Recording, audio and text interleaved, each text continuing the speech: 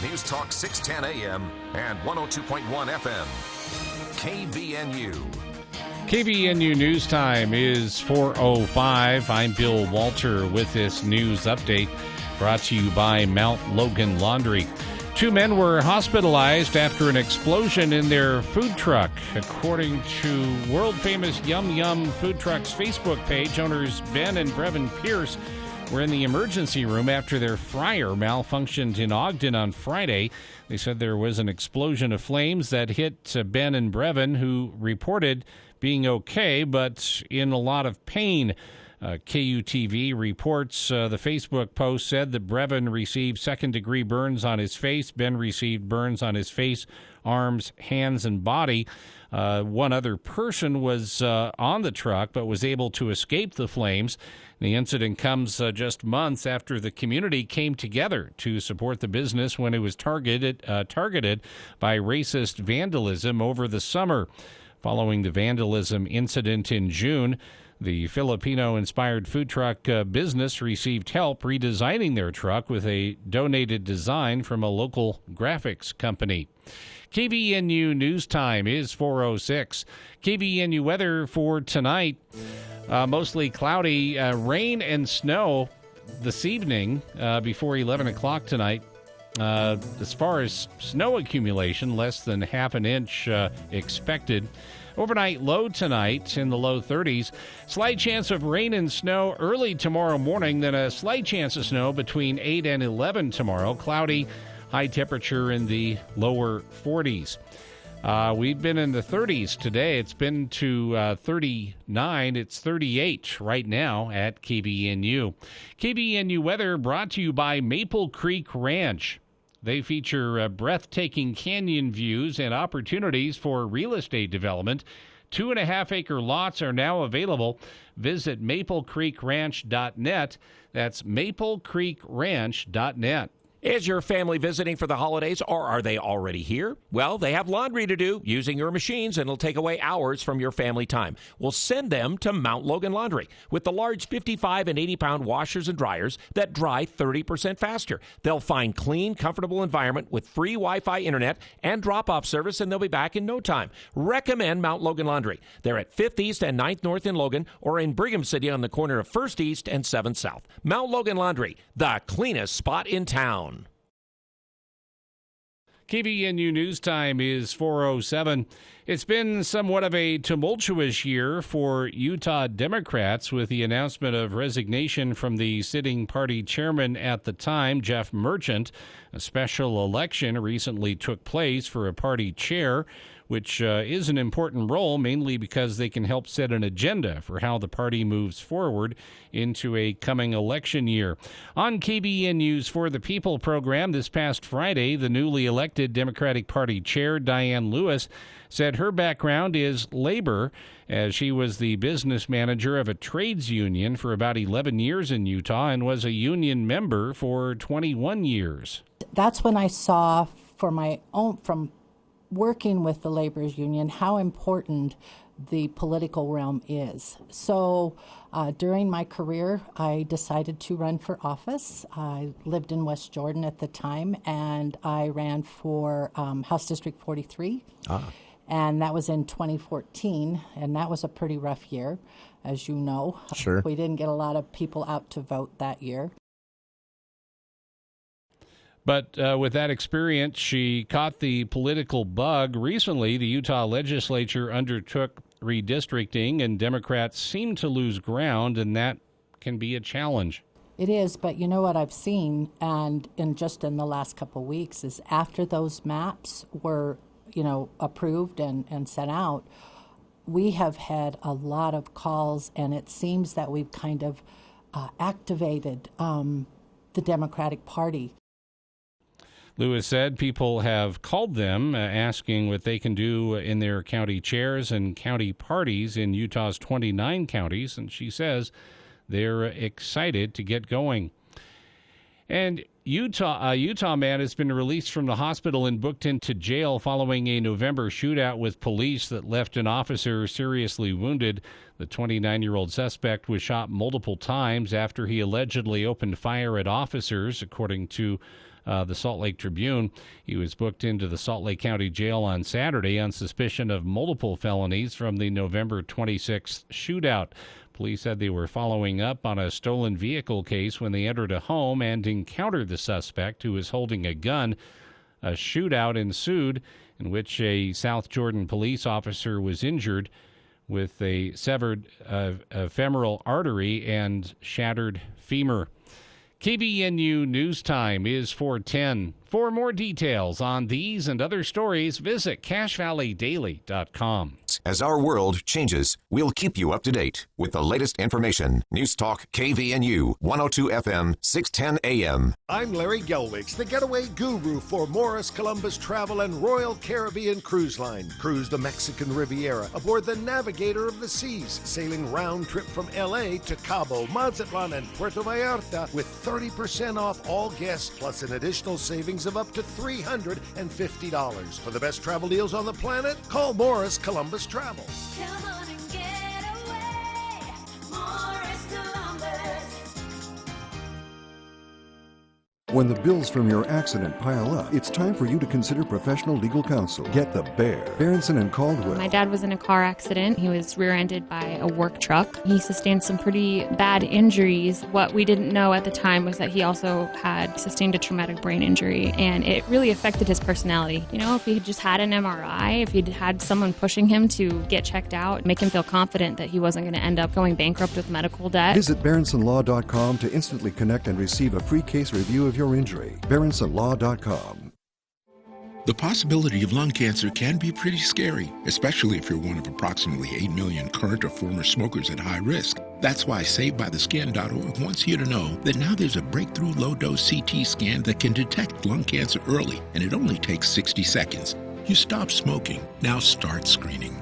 For an easy quiz to see if you're eligible, visit SaveByTheScan.org. It could save your life.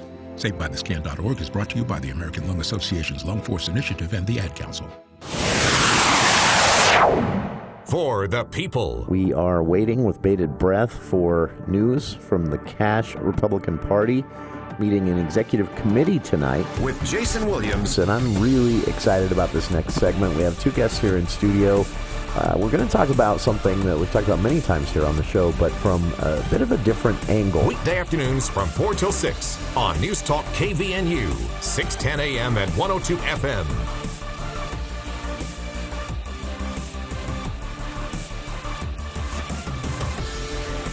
Welcome to KVNU's For the People. It is a very wintry Monday out there, finally, right? December 6th. I'm Jason Williams. Bill Walter here in the studio as well. We have a whole slew of special guests for you today. A lot of things to talk about. Some of it holiday-oriented. We'll speak with United States candidate for United States Senate, Becky Edwards, will be joining us. We had to cut things a bit short with her last Thursday, so we invited her back. One of the reasons is that she was part of a panel courtesy of the USU's Institute of Government, and I get this wrong every time, IOGP. They hosted a panel. They've been doing a series of these on civility and political dialogue, and they had some great guests over the last several months. And this panel took place last Friday on campus, and candidate for United States Senate, former Republican state lawmaker here in Utah, Becky Edwards, was a part of that panel. So she'll be talking to us about that in hour 2 of today's show. Kicking off hour 1 of today's show, a special guest sitting right here in the studio with me. And we haven't talked to him for a long time. It's our fault, not his. But what we are about to talk to him about is something everyone out there should care about. It's easy to forget, but the title of the job is Cache County Clerk and Auditor. That's the title of the position.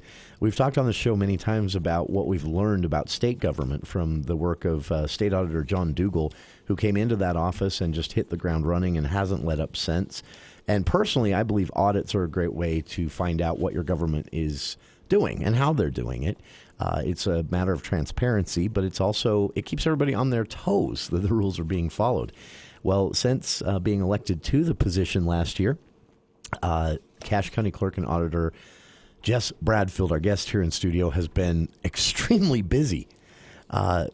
Jess, appreciate you taking some time to join us, and I'm just flipping through this as fast as I can because you've brought a lot of great information with you, but you've been very busy, and this is on top of the running elections and everything else the clerk position requires, but you've really stepped up the auditor side of that job. Yeah, well, thank you so much for having me, Jason. It's true. It's been one of the most interesting and busy years of my entire life. We ran for the first time the municipal. I don't know that it's the first time ever, but definitely one of the few times in the past that we've actually run the municipal elections, and including ranked choice voting in a couple of places, right? And that was new. Yeah, a lot. Some of the cities reached out. River Heights, Nibley, and Newton reached out to see if we could run their elections as ranked choice, and we stepped up and said, yeah, we'd love to try it out for you. That's amazing. It's been fun to talk about ranked choice voting, and it's also fun to talk about elections in Cache Valley in general, because Cache County has a pretty decent track record when it comes to elections as far as boosting turnout, but also I don't think in my lifetime we've ever had something went wrong. Everything's certified with just the process playing out perfectly almost every time. But it takes a lot of work, right? And there are many people involved in running an election, especially countywide for municipal elections. You have to work with each city, right? Yeah, it's true. As far as the workload involved, if you just look at the bills that take place in Utah year after year, every year, a lot of them have to do with elections because there's so many concerns about election integrity. Especially this year, you're just seeing tons of bills come out. We've been happy to sponsor or work with the sponsors, of two of those bills, or one of those bills. Two of those bills. One of them has to do with ballot tracking. We worked on that one with Representative Johnson last year, and he's fantastic to work with. He listens. He's just a solid person. And what it is you'll get push notifications about your ballot. Yeah. And so when it's shipped, all those types of things, and you'll know when we count it as well. And then this year we're looking at codifying some of the requirements that should be in place. And I won't get ahead of that. I don't want to give those out, but we're looking at some of those. So. That's very cool. And then, always keeping up with technology and changes in ways this can be done, changes like ranked choice voting. As you mentioned, everything the legislature does, you've got to take that and digest it and then figure out how to put it in action. For them, it's just passing a bill. It's a lot of work, and so that's why I'm surprised to learn. Well, I guess I'm not. Having known you for a long time, I'm not surprised at all. But I'm excited to learn that on the audit side of the Cache County Clerk and Auditor job, you've also been extremely busy. I don't remember, and I mean this is no disrespect to anyone who previously served in the position, but how regular have audits been traditionally? So we scoured our record logs, and for the past, 5-6 years, we have one that we could find. Really? Yeah. Now, we do an external audit. There's two different types of audits. One is the external audit, but that just kind of looks through, are they transacting the way they should be transacting? It doesn't dig deep into some of the risk areas. And it doesn't also do a performance audit. So there's multiple types of audits that you can do. One is a financial audit, and that's really what the external does, is looks at high-level overview of your finances and says, are you transacting correctly across the board? And then what we do as an internal audit is we try to look for specifics. And we say, so for instance, we specified that we'd like to do a code audit or a compliance audit on the recorder's office this year and a compliance audit on the executive's office this year. And so that's what we've accomplished this year. We actually brought in lawyers to review code and to make sure that all of the laws were being followed, because it's extremely important in government that you're following the laws. Sure. If the government's not following the laws, then what faith do you have in society? And as you've mentioned already, for 45 days every year, 100 plus lawmakers get together and they tweak things and change things. Some of them are very minor changes, but you can understand how if a county isn't right on top of this, you could find yourself out of compliance with state law, and there are penalties for that, right? Yeah, and also a lot of our past officials tended to stay in office for decades. Sure. And so if you came in and consider how many laws come out, I don't know, let's just say 1,200 laws, which might actually be low, that are being passed each year, and or it might be high, but let's just say I would guess low. Yeah. Knowing the legislature. So let's say 1,200 laws are passed each year, 30 of them per department, some kind of a peripheral item.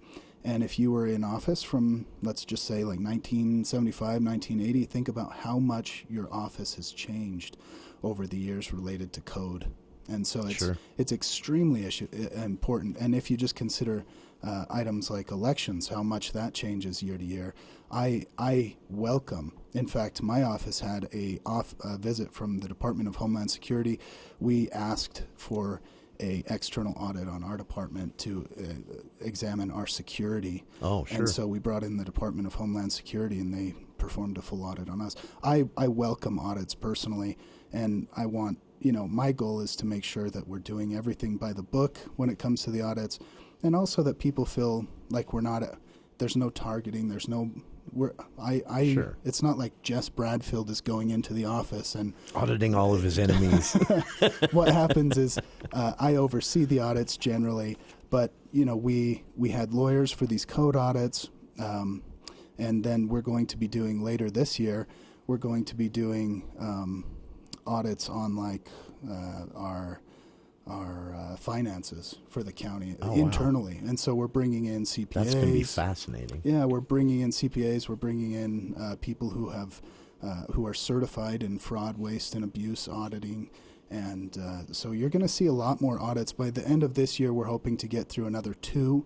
And then these will be our springboard audits, is what I'd like to call them. And moving forward, we can we'll take a look back with the audit committee and say what went well, what could we have changed, and let's move forward and build a base on this. That is fascinating.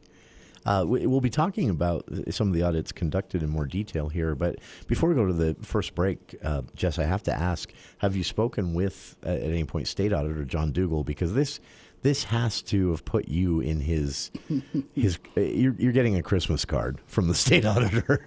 He has been on this for a long time, saying that counties throughout the state we're kind of letting some things fall to the wayside, and that there were inefficiencies and waste that could be easily prevented. Has he commented on your work? Yeah, so we worked closely with the state office, the state auditor's office. In fact, they trained the lawyers that I sent down there. I said, I don't want to move on anything unless we are doing everything 100% in compliance. And so the work papers that we use are their format, the research methodology that you'll see, the purpose, procedures performed, findings, observations, the way that we went about it, we took that from the state auditor's office, and we worked closely with them for training. And then, of course, we went to some other counties as well. We didn't want to just focus on the state office. Sure. But they provided the initial base of trainings for us to move forward from. That's amazing. This is, again, for listeners, auditing is a part of government transparency. It's a part of efficient government, and it is happening actively here in Cache County for the first time in a while. So it's pretty exciting stuff. We'll be talking about the Cache County Clerk and Auditor performing these audits on both the current practices of the Recorder's Office and the Cache County Executive as well, what the audits found, what the recommendations were. Our guest in the studio again this hour, Cache County Clerk and Auditor Jess Bradfield, and we'll be back right after this.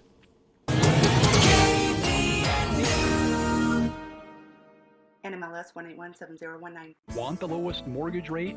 Don't go to a bank or credit union. LendRight Mortgage's rates are often at least 0.25% lower than other lenders. Listen to these Google reviews from very happy clients. Mary, I did my due diligence and compared 3 other companies, and none of them could compete with the rates offered by LendRight Mortgage. David, LendRight had the best rate we could find, and we shopped pretty heavily. Megan, they got me a great interest rate, much lower than competitors. Landon, from start to finish, they were great. Other companies couldn't touch their rates. Ron, on top of the superior service, I also got a 1.75% rate. Wow. This is why we confidently offer a $1,000 lowest rate guarantee. Rates in the ones will soon be gone. Call 801-APPROVE or visit lendrightmortgage.com. Sometimes, when we catch a moment of wonder, it touches our hearts, especially during this, the season of light. This holiday season, explore the wonder of life at Loveland Living Planet Aquarium's Festival of the Seas.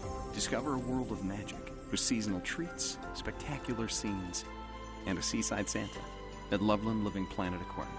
Make your reservation today at thelivingplanet.com. This is the Sean Hannity Show. And when the Taliban was on the march, he could have just hit them with airstrikes, pushed them back, expedited the withdrawal while we had control of Kabul, gotten out every American, every Afghan ally, all of our military equipment. Well, we didn't know this would happen in 11 days. You should have known, because the Taliban was on the march since the month of March. Sean Hannity, weekday afternoons from 1 to 4 on News Talk KVNU.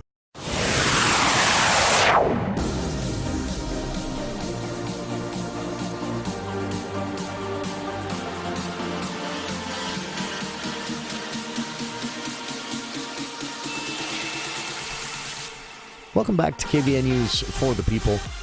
Our guest here in the studio, Cache County Clerk and Auditor Jess Bradfield, and they have conducted a couple of pretty beefy audits already of a couple of county positions. More coming, as Mr. Bradfield has just told us.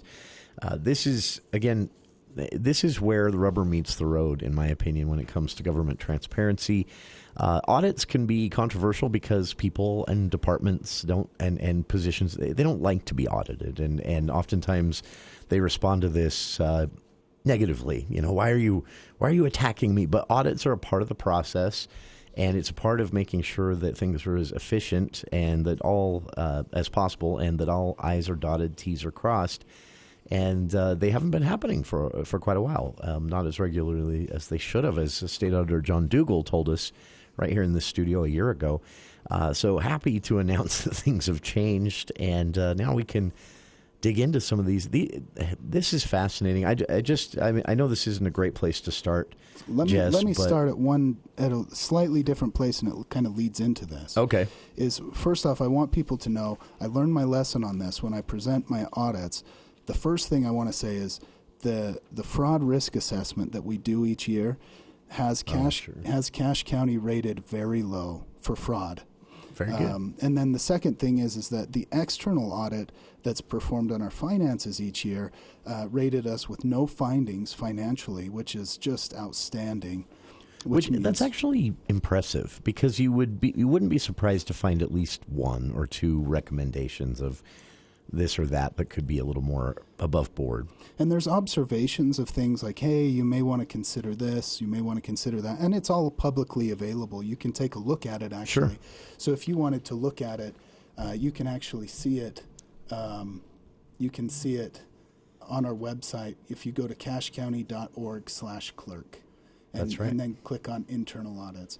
But the other thing is so you have very low from our external audit financially, very low from our fraud risk assessment from the state auditor's office, and what that allows us to do is then look for items that can increase efficiency. So rather than just saying, are you compliant, you can start to say, how can you increase efficiency? What could you do better? And so that's the point where we're at, and that's why we were able to perform some of these audits and not just focus on the basics like some of the counties have had to do for years because they're getting hammered with audits. We're a bit beyond that, and so you can also find these audits on the Recorder's Office and the Executive Office on our website. That is, and for listeners, I'll link to all of these on our Facebook page after the hour ends here, and you can download them. I wanted to just highlight this because this is, I think, the classic example, one of the findings in your audit of the executive in Cache County, current practices and comparison to state code and best practices. This finding, seems like such a small, in fact, most people listening will probably be like, who cares? But but the fact that it would improve efficiency and save the county, therefore taxpayers' money, is the perfect example of what audits are great for. But one of the findings is that Cache County is in compliance with Utah code when it comes to the county surveyor position, but that doesn't mean that things are being done the best way they could. In your audit, your office found that the combination of county surveyor with the executive was actually a point of inefficiency. It is correct. And I'm not going to say that they are being wasteful because they're not. What it is it's a very high risk for waste. Now, if you have an executive who's maybe a certified surveyor, that's one thing. Sure. In our case, as far as I'm aware, we've never had a certified surveyor who's actually running the executive's office. Not something usually campaigned on, right? Yeah, exactly. and so what we just said is at the present time, we have a certified surveyor in the recorder's office, and most of the combined offices throughout the state actually combine their recorders and their surveyors, and it just so happens that ours happens to be certified and would know all the laws surrounding it. You could make that switch at $0. It doesn't take away any of the powers of the executive. You're literally just changing a title on paper, right? Correct. The surveyor would be part of the recorder's office instead of executive, and that's all it would require. Yeah, and this, unlike my office where it's like the clerk auditor, and we're over tax exemptions and we're over internal audits. This is more of a title when it comes to the executive, because the executive isn't going out. At least I don't think they've ever gone out and actually performed a survey. I would guess not. And so to have someone who's licensed would be very beneficial. And the great thing is that it truly would be a $0 switch.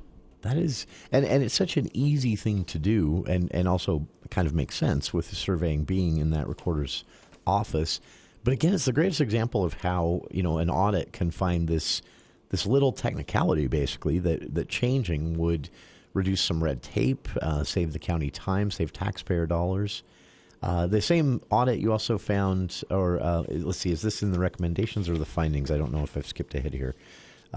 Findings. You also found that the county recorder, according to state code, county recorder shall assume and perform all statutory functions and duties of the county surveyor related to retention and maintenance of survey records. You found that there was some latency there as well, right, with records being made available and... Yeah, so state code really tries to push you in that direction. Yeah, a lot. Say, go towards the county recorder instead of anywhere else first, because that's where the records are kept regarding those documents. They record those documents, and so that should be the direction that you go.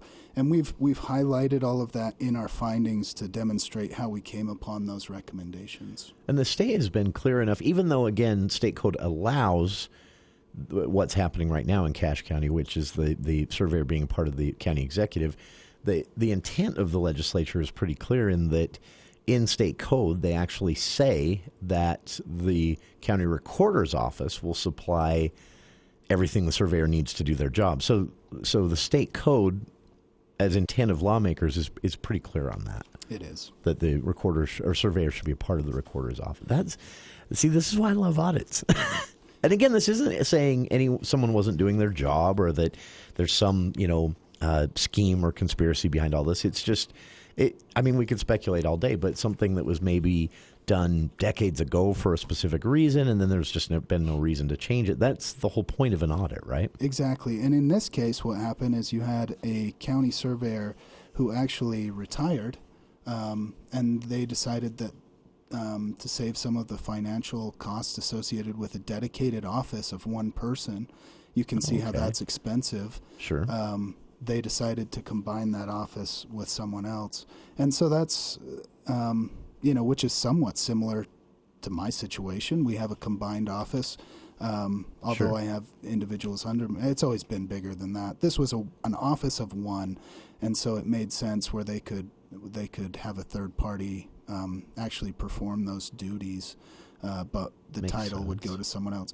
But nowadays, you look back, okay, so that was 10, 15, 20 years ago. Does it make sense now? Should we re-examine the structure of that? And if not now, when is the time right? And those are some of the things that we have to ask. We don't get to make those timing decisions. As an auditor, our power ends at the recommendation. So you take a look and say, here's what we recommend, and then at that point they have to take it and run with it or not, right? Exactly. The legislative body, which would be the county council, we make our findings to the audit committee, is typically how it happens. The audit committee makes the findings available to the full county council, and then they would discuss what they may want to pursue. They don't have to do anything that we recommend. I wouldn't recommend not doing anything that Sure. we examine, but it is their discretion, and so the final assessment falls on them as to what their appetite is for change.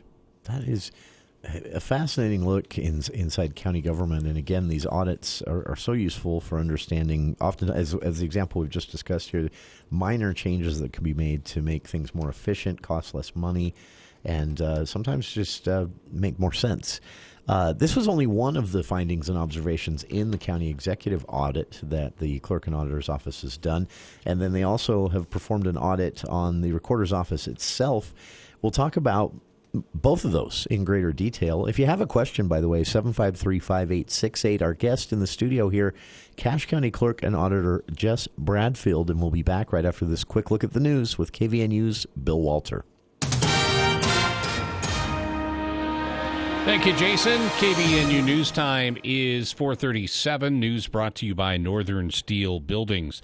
The Utah Department of Health's Monday COVID report of 32 new weekend deaths from the virus includes a Cache County man between 25 and 44 years of age who was hospitalized at the time of his death, and a Box Elder County man, 45 to 64, who was not hospitalized. There have been 3,595 coronavirus deaths in Utah, 186 of them in Cache, Box Elder, and Rich counties.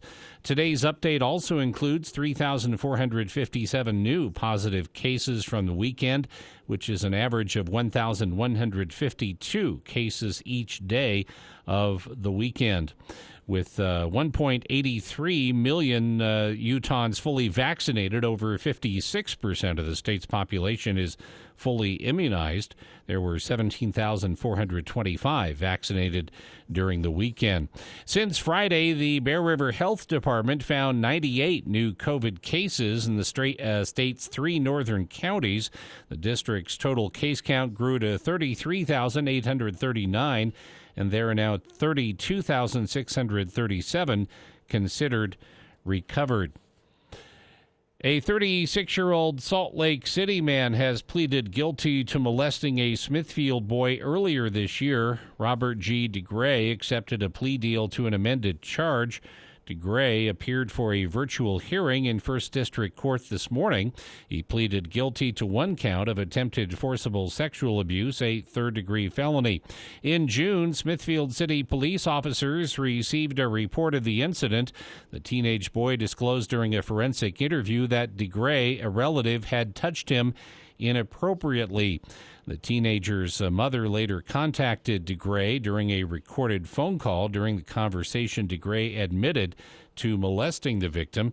During today's hearing, DeGray spoke briefly, telling the court he was guilty. He was ordered to be sentenced January 10th and could face up to 5 years in prison.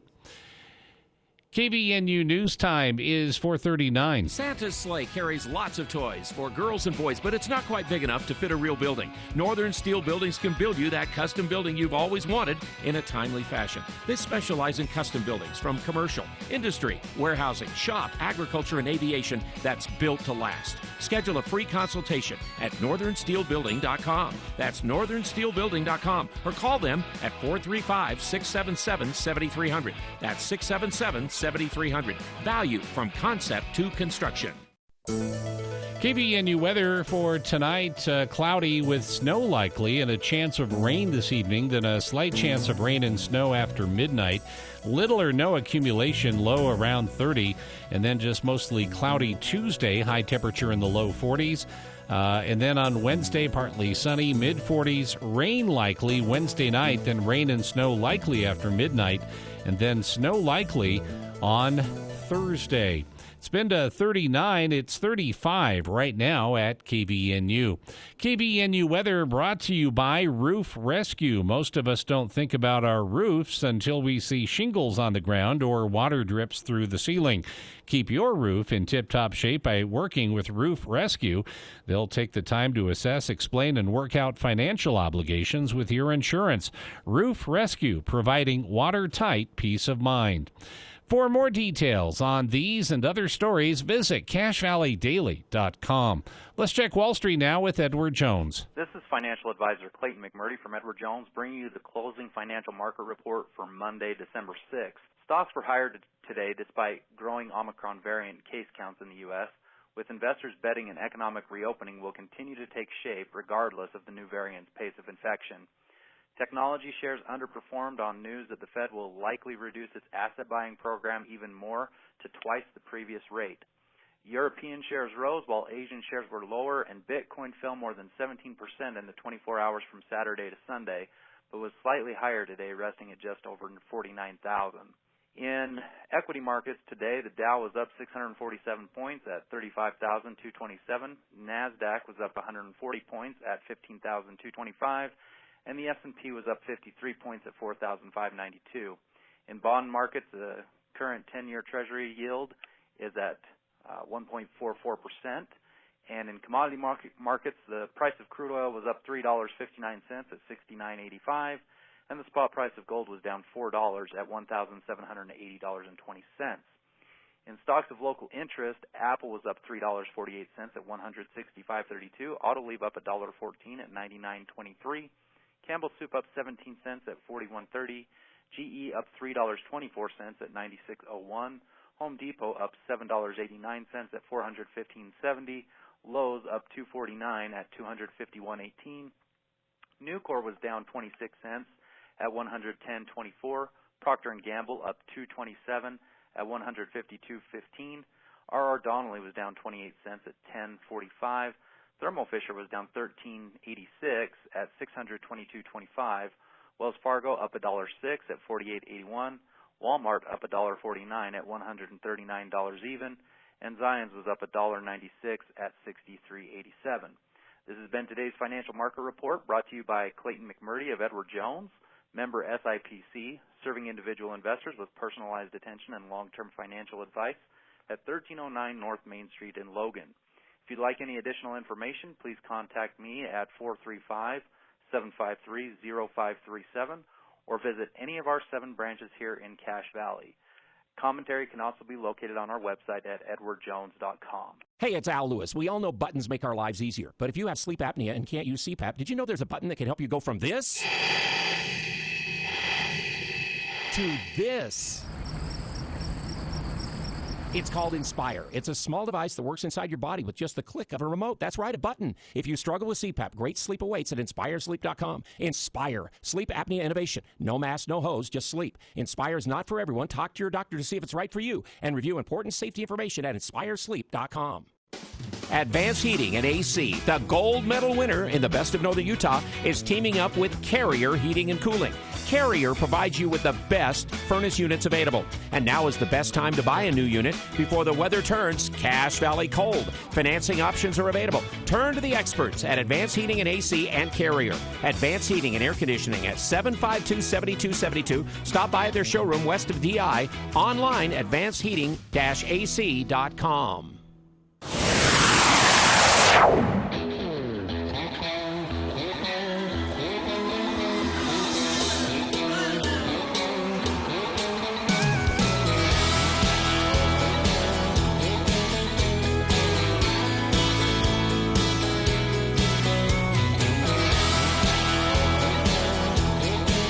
Welcome back to KVN News for the People. Our guest in the studio this hour, Cache County Clerk and Auditor Jess Bradfield, and we're talking about that second word in the title there, the recent audits conducted by the Clerk and Auditor's Office of the County Executive and Recorder's Office. As Jess has told us, upcoming audits on before the end of the year on several more issues. They also have internal audits and external audits that have been done regarding just the general business of the county, potential for fraud and things like that. We scored very well on that, by the way. And this is just fascinating. We talked a little bit about some of the very nuts and bolts type of findings in these audits of, for example, so doing something as simple as moving the county surveyor to the recorder's office, which is kind of what legislators seem to think should happen based on the way statute reads. Although having it in the executive office, as it is here in Cache County right now, is legal, it's not recommended. So a minor change like that could reduce a lot of red tape and save money. This, though, stood out to me. Now, this is not listed as a finding or necessarily a recommendation, but an observation from this audit of the county executive. Your audit just found that it might be worth at least having the conversation about the county executive as opposed to what some other counties do, which is a county mayor. And the argument is basically it's the same thing, but it could provide some real clarity. Yeah, and this one was, I've got to be full transparency. This one was a hot button issue with the council. They did not like this one, and so, I got to be kind of careful here. Sure. And that's why you've listed as an observation, right? You're not recommending they do this. You're saying maybe worth having the conversation. Yeah, it was initially listed as a finding, and then we re-looked at it after speaking with the council, and I realized, it really isn't a legal issue, so it wouldn't be a finding, but it's certainly an observation is that the form of government that we use is only utilized by 2 counties in the state of Utah, and of course they're almost polar opposites. You have very conservative Cache County, and then you have very liberal Salt Lake County. Sure. And Salt Lake County has decided that this was basically from inception, that they wanted to, because they have an elected executive officer, that it made more sense for them to refer to that individual as county mayor, because our structures are very similar. Sure. And if you look it up, executive, actually, let me just say, throughout all the states, different states use different terms. What our recommendation really is let's try to use a standardized verbiage throughout the entire state so that we don't have, and it made more sense from the vantage point of our office, or the viewpoint of our office, to say, look, they've got 1 million plus residents. We've got 130,000. It probably makes more sense for us to just say county mayor instead of county executive. And we didn't want to step on people's toes. Again, when you're a politician, things can quickly become political. And we didn't want this to become political. That's why we made it an observation. And we, again, said at the end of it, to create greater transparency and efficiency, a title change may be necessary, but further analysis is recommended. And that's, again, where it comes down to the county council to say whether or not they want to further analyze some of these things. It's, I know just me personally, when people ask me what the county executive does, we get calls from listeners sometimes when we have the county executive on. They say, what is the county executive? And I usually explain it by saying, well, it's basically the county mayor. So I get that. You also, your office, in addition to the recommendation in the audit of the executive, where you said that it may improve things to move the county surveyor to the recorder's office, and that does seem to match more with where state code's at, the intent of the legislature on that. You then also did a full examination of the recorder's current practices, and some interesting things there as well. In fact, one of the findings was a significant compliance issue regarding the maintenance of current owners' names and ownership plats. And that could be a pretty big deal. Yeah. So one of the how can I put this? The recorder has 1,900 lines of state code. That's crazy. That we had to look at. That's so crazy. So 1,900 lines that we had to look at, and we only found 2 significant compliance issues. But of course, if they're significant, they're worth examining and discussing, and that's why we did that. And then we also have the observations. But there was a discrepancy in the way that the former recorder was interpreting state code, and that was that you didn't need to update it online. If you had it in one place, you didn't have to have it necessarily in the others. And just so you know, I'm not a recorder. That's why we brought in outside assistance for these audits. Is we brought in legal help to look at these and to dig deep. And so basically 10 years ago they stopped updating the ownership information on ownership plats according to their understanding of one of the codes. And our suggestion is just simple. You have to go back and update on all the plats the ownership, or else there's going to be confusion when it comes to that. Well, you basically, the county wouldn't be able to say they have accurate records, right? Unless that was done. That's correct. So if our recommendation, the point of an internal audit is before a state auditor comes in to look at things, if there's ever any allegations of impropriety. So let's just say somebody submitted a complaint. That could go to us, or it could go to the state auditor's office. It's always best to solve things at the lowest possible level. And so for us, we're just saying, hey, we recognize that this is a compliance issue, and we think that you should take a look at this and try to bring us into compliance here. It makes sense. Before anybody else gets involved. Sure. Before it becomes again, the purpose of an audit, to catch these things before they become costly, either through efficiency or in some cases, actual money. This was really interesting to me. A recommendation in the audit of the recorder's office that, if I'm understanding this correctly, you're recommending that basically this be done, and that might need to include a bit of a budget increase for the recorder's office so that they can hire and train qualified staff. But then the audit also seems to point out that there is already an option for increasing the recorder's office budget a little bit that relates to fees. Am I understanding that correctly? That's correct. So, or the way we're currently using fees. It's really the way that we're currently using. It's really kind of a budget analysis when it gets to that point. They're saying, so what happens is a fee is not a tax. A fee is supposed to pay for the item that you actually want. So let's just say you came into my office and you wanted a marriage license. The fee should cover the cost of getting that marriage license to you and giving you the certified copies. It's like if you hired somebody to mow your lawn, and you hired them in May, and you said, I'd like you to come each week and mow my lawn, and they didn't show up until October, you would be kind of mad, right? And so what we found is that the department was 6 months behind at the time that we performed the audit, due to kind of a historical, it's been behind over time, and those fees were not utilized to pay for the services rendered. So they were bringing in $1.5 million in fees, but only $500,000 to $600,000 of that in the fiscal year was being utilized on the actual department needs to pay for the office. And so our recommendation is, hey, this is not a tax. It never was meant to go into the general fund to pay for other people's needs or other departmental needs.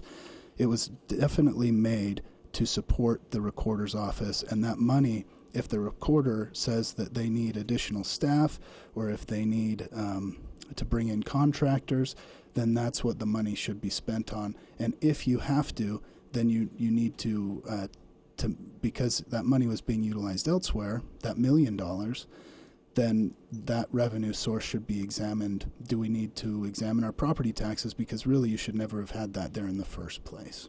That is interesting. That's and this is actually Utah County just got hammered. So, yeah, I was going to bring that up. This was costly for them, right? Yeah, so Utah County was, I think, even further behind than us. They tried to block their recorder's request, and the state auditor's office got involved and actually went into the public meeting and said, oh, geez, my Idaho's showing there, and said, I do it too. I still say borrow pit. and said that they need to utilize the funding the way that it's meant to be. For the fee needs to be associated with the actual service that it was meant to. That is. So you could put this another way. You could say we're underfunding the recorder's office, and the money's already there to stop doing that. Correct. Yeah, that money was allocated. Yeah, you're exactly correct. I couldn't have said it better, and I won't. This is honestly, this is why I love audits. It's so, and again, this doesn't happen because of malfeasance or negligence. This happens because years and years go by and changes are made, and sometimes the right people just never sit down in the same room and have the same conversation, and then you run into these problems, which can be really costly. When it comes to updating and making available accurate ownership plat recordings, though, that is actually state mandated, right?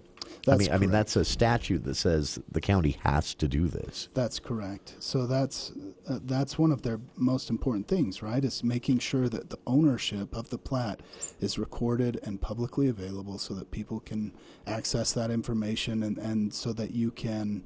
It needs to be current. If the ownership plats aren't current, that affects everything downstream. And then also the parcels, they need to be changed in a timely manner, because how can you assess values if your parcels aren't accurate? That is fascinating stuff. Jess, with just a couple of minutes left, what do you hope happens next with not just these audits? Obviously, as you've said, it's now up to the county council to decide if they're going to act on this or ignore it. With your office, where would you like to go next? Yeah, so that's a great question. I think these audits were really meant to showcase some of the abilities and how we went in, we did the audits, and then we presented them to council.